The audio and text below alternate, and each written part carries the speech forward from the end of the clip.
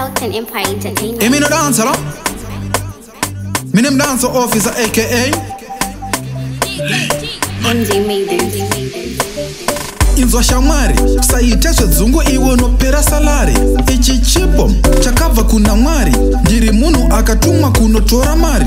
Inzwa shamwari chinzwa paunobeta, tanga waketa kuti bhiza rako iri harina kuneta. Kana rakaneta chimboritsveta because wangu iwewe unosweta. Okay, mukoma mazvipira, ndiro bhiza racho iri ramatisira. Bhiza rinosiwa faninge rakamira, kutora mari give ungati takubira. Munogona kusara musina kana senti, pedza mari yese tenima straight. Kutora mari totopedza jet, ndopa muchapfuma kuti hazvidedi beti.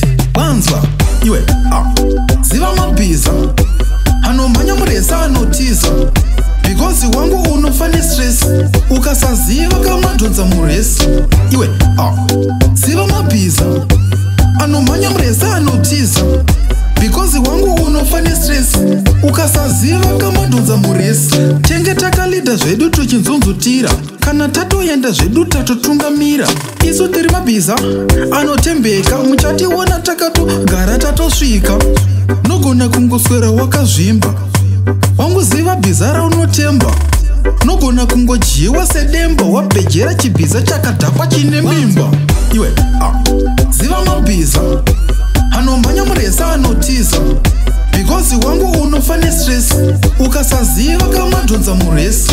Iwe ziva mabhiza anomhanya mureza anotiza, because wangu unofane stress ukasaziva kamadhonza muresi.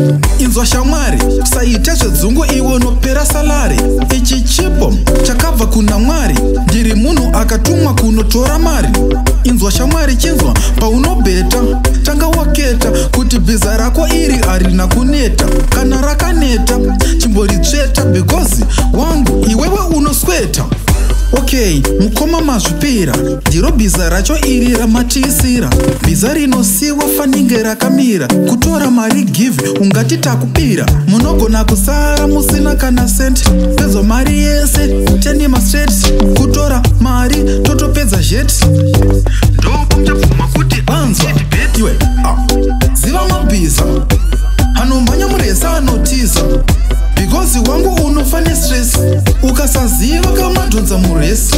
Iwe ziva mabhiza anomhanya mureza anotiza, because wangu unofane stress ukasaziva kamadhonza muresi. Iwe ziva mabhiza anomhanya mureza anotiza, because wangu unofane stress ukasaziva kamadhonza muresi. Iwe ziva mabhiza anomhanya mureza anotiza, because wangu unofane stress ukasaziva kamadhonza muresi.